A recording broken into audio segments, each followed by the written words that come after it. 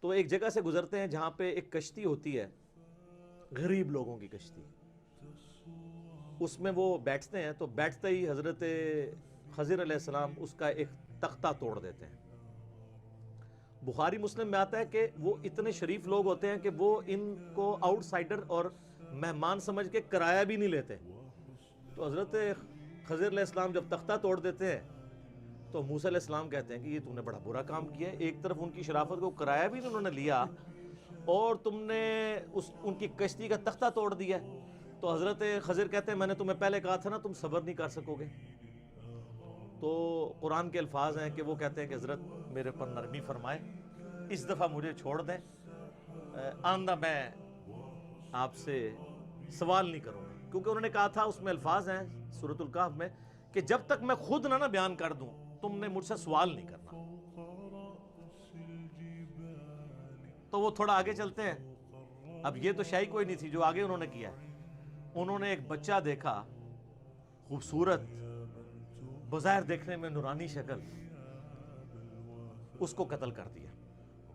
بخاری مسلم کے الفاظ ہیں کہ پکڑ کے انہوں نے نا اس کی گردن ہی مروڑ دی، منکا ٹوٹ گیا تو بندہ فارغ۔ تو سر پیغمبر یہ منظر دیکھ سکتا ہے؟ اس پہ تو حضرت موسیٰ علیہ السلام نے اس سے بھی سخت کومنٹ کیے، انہوں نے کہا کہ تو نے کتنا برا کام کیا ہے کہ تو نے ایک جان کو ناحق قتل کر دیا، بے شک تو نے یہ بہت برا کام کیا۔ تو حضرت خضر کہتے ہیں کہ میں نے تمہیں پہلے ہی کہا تھا تم صبر نہیں کر سکو گے۔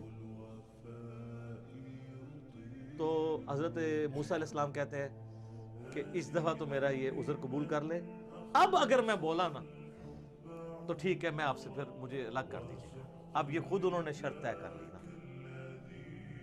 ورنہ تو پتہ نہیں کتنے حقائق کھلتے۔ بلکہ بخاری مسلم میں الفاظ ہیں، نبی علیہ السلام کہتے ہیں کاش موسیٰ علیہ السلام صبر کرتے تو ہمیں اور کئی باتیں پتہ چل جاتی اللہ کے تکوینی امور میں سے، لیکن وہ اللہ کی حکمت تھی۔ آگے چلتے ہیں تو ایک گاؤں میں جاتے ہیں۔ اب ظاہر گاؤں میں یہ آؤٹ سائڈر ہوتے ہیں، ان کو کوئی بھی بندہ کھانا دینے کے لیے بھی تیار نہیں ہوتا، کوئی مہمان نوازی کرنے کے لیے تیار نہیں ہوتا۔ الٹا وہاں پہ ایک دیوار ہوتی ہے جو گرنے کے قریب ہوتی ہے، حضرت خضر علیہ السلام اس کو سیدھا کر دیتے ہیں۔ اس کے باوجود اس گاؤں کے لوگ نہیں کہتے کہ یار انہوں نے مفت میں ہمارا اتنا بڑا کام کیا، چلو 2 وقت کی روٹی، ہم ان کو 1 وقت کی روٹی تو دے دیں، کم از کم مہمان ہے، بغیر معاوضے کے وہ کرتے ہیں۔ تو حضرت موسیٰ علیہ السلام کہتے ہیں یار تم اس کے عوض ہی کم از کم ان سے کھانا ہی مانگ لیتے، یہ تو ایسے لوگ ہیں اور تم ان کے ساتھ یہ کر رہے ہو، چلو کھانا ہی مانگ لو یار اس کے عوض، مزدوری کے طور پہ، بھوک لگی ہوئی تھی نا سر۔ تو پھر حضرت خضر کہتے ہیں کہ بس اب میری اور آپ کی جدائی، آپ نے خود مانا تھا کہ اب میں بولا تو علیحدگی، اب میں تمہیں تعویل بتاتا ہوں ان تینوں واقعات کی۔ تو کہتے ہیں جو پہلا واقعہ ہوا تھا نا، وہ 2 مسکین لوگوں کی، وہ 2 یا 2 سے زیادہ مساکین کی وہ کشتی تھی، اور وہاں ایک جابر بادشاہ تھا جو زبردستی کشتی ہتھیا لیتا تھا۔ تو میں نے یہ ارادہ کیا کہ اس کی کشتی کا تختہ توڑ دوں تاکہ اس کے اندر ایک ایسا عیب پیدا ہو جائے کہ بادشاہ جب وہ دیکھے نا یہ ٹوٹی ہوئی کشتی ہے تو وہ ان سے کشتی نہ چھینے، تختہ تو پھر بھی لگ جائے گا، اگر پوری کشتی چلی گئی تو غریب لوگ اپنا کس طرح گزر بسر کریں گے۔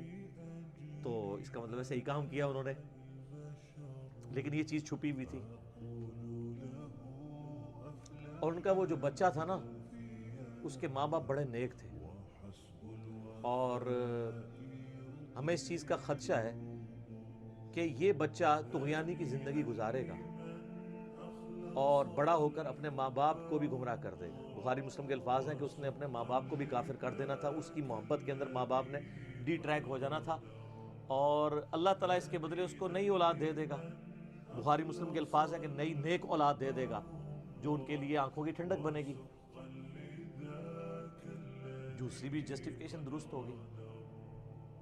تیسرا انہوں نے کہا کہ وہ جو دیوار تھی نا، وہ 2 یتیم لوگوں کی دیوار تھی، اور گاؤں کے لوگ جو اتنے بے حس لوگ ہیں کہ وہ مہمانوں کو کھانا نہیں کھلا رہے، اس دیوار کے نیچے ان کے آباء و اجداد کا خزانہ دفن تھا، ان کا باپ ایک نیک آدمی تھا۔ یہاں پہ الفاظ ہیں تمہارے رب نے یہ ارادہ کیا کہ اسے سیدھا کر دیا جائے تاکہ جب وہ بڑے ہوں تو اپنے باپ کا خزانہ اس میں سے حاصل کر لیں، کیونکہ وہ بچے چھوٹے چھوٹے ہیں، ابھی دیوار گر جاتی، خزانہ باہر آ جاتا، تو جو گاؤں والے مہمانوں کو وہ ایک روٹی دینے کے لیے تیار نہیں ہے، اتنے کنجوس ہیں، تو انہوں نے ان کی دولت ہتھیار لینی تھی. جب بڑے ہوں گے تو اللہ اپنی رحمت سے ان کے لیے ایسا معاملہ ظاہر کرے گا کہ وہ دولت ان تک پہنچ جائے گی. تو تمہارے رب نے یہ ارادہ کیا، تو اس لیے میں نے وہ دیوار سیدھی کر دی. أحب الوفاء بشتى الصور